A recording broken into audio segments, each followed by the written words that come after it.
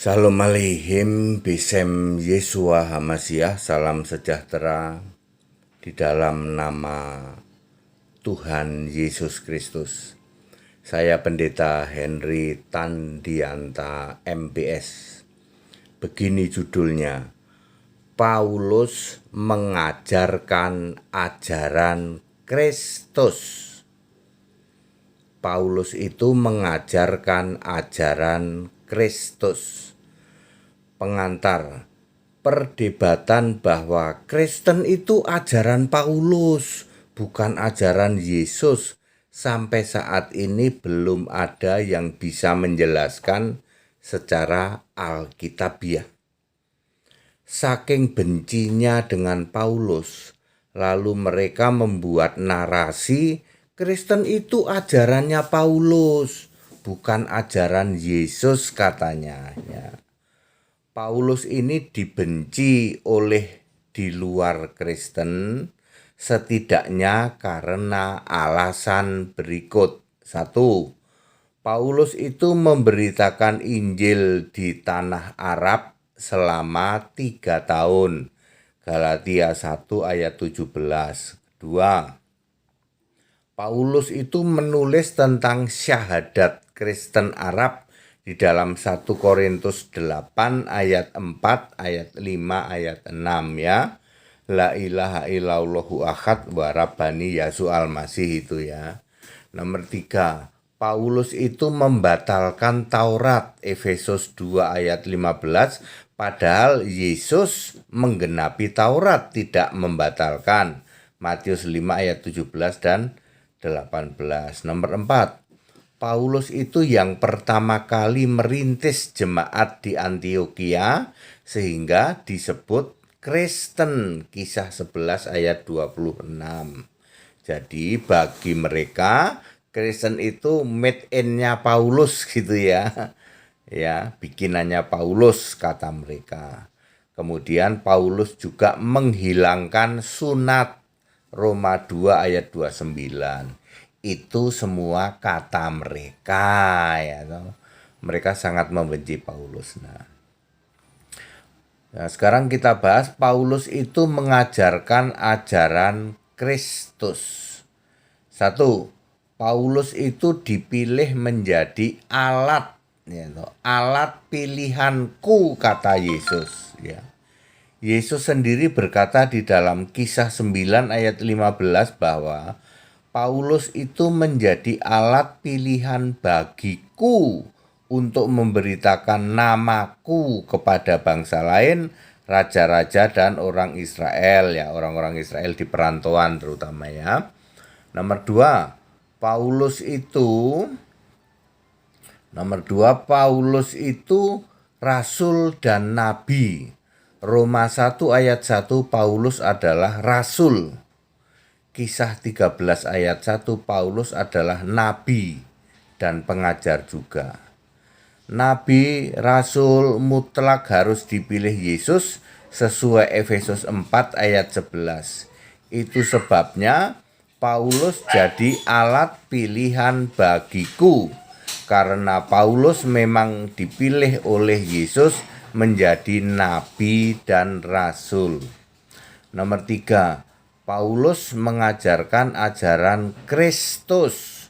Kolose 2 ayat 8, Paulus mengingatkan tentang ajaran menurut Kristus, bukan ajaran filsafat, bukan ajaran turun-temurun ajaran dunia.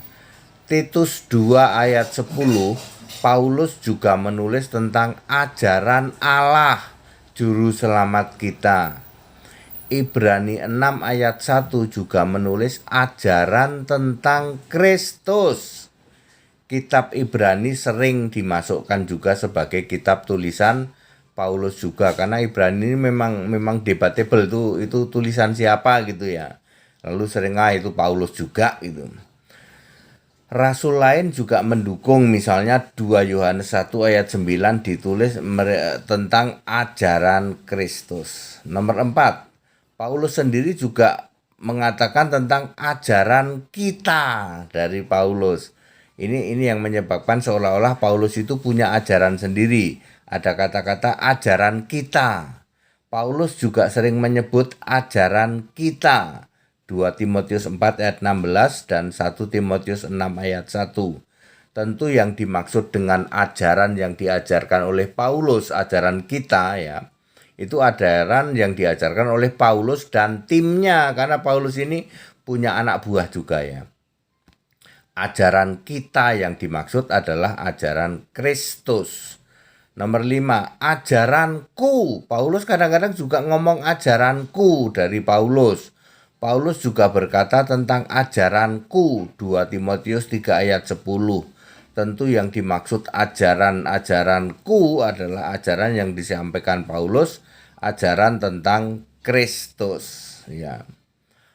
Paulus adalah mantan pembenci Kristen, lalu dipilih oleh Yesus menjadi alat pilihan bagiku ya tadi ya, Kisah 9 ayat 15. Paulus menulis 14 kitab atau 2/3 Alkitab Perjanjian Baru adalah tulisan Paulus. Banyak yang iri, banyak yang benci kepada Paulus. Oleh pemberitaan Paulus lah Kristen bisa masuk sampai Arab, Turki, bahkan sampai Eropa, sampai Roma. Shalom, Pendeta HTD.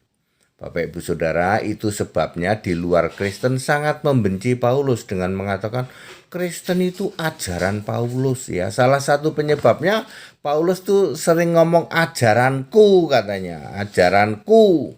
Misalnya di dalam 2 Timotius 3 ayat 10 ya, tentang ajaranku, padahal ajaranku yang dimaksud oleh Paulus adalah ajaran tentang Kristus. Selain ajaranku juga ajaran kita itu Paulus dan tim ya. Paulus pasti punya teamwork ya, tim kerja. Itu maksudnya Bapak Ibu Saudara. Sedangkan Paulus sendiri ya, Paulus sendiri adalah mengajarkan ajaran Kristus ya. Ya, clear ya Bapak Ibu Saudara ya. Jadi perdebatan tentang Kristen itu ajarannya Paulus sudah terbantahkan. Di samping itu Bapak Ibu Saudara, kalau kita melihat atau melacak kata Kristen itu kan ditulis oleh Lukas. Lukas menulis 2 kali. Ya, Lukas 11 ayat 26, satu lagi Lukas di dalam kisah Para Rasul 11 ayat 26, itu kan tulisan Lukas. Ada lagi kisah juga tentang Agripa itu ya. Tapi Lukas ini menulis tentang Paulus memang. Kisah 11 ayat 26 itu menulis tentang Paulus di Antiokhia. Di Antiokhia lah untuk pertama kali orang disebut jadi Kristen. Jadi Lukas yang menulis kisah para rasul adalah murid Yesus. Murid dari yang 70 murid, bukan yang 12 murid. Kemudian Paulus sendiri juga menulis tentang Kristen. Salah satu yang terkenal adalah Roma 16 ayat 7. Semua rasul adalah Kristen. Ya, jadi Kristen itu ditulis oleh murid Yesus juga Lukas, ditulis juga oleh Paulus, ya. Kemudian ditulis juga oleh Petrus sebagai kepala para rasul. 1 Petrus 4 ayat 16. Sebagai orang Kristen harus memuliakan Allah dalam nama Kristus itu.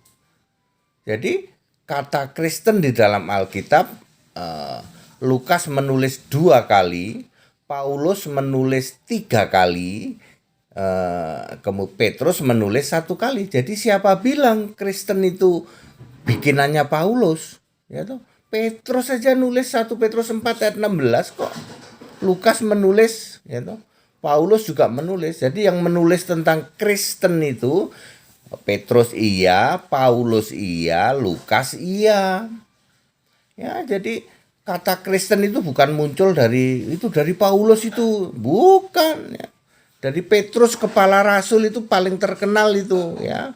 Di dalam 1 Petrus 4 ayat 16, sebagai orang Kristen memuliakan Allah dalam nama Kristus itu. Paulus menulis tentang Kristen yang paling terkenal ya Roma 16 ayat 7, semua rasul adalah Kristen.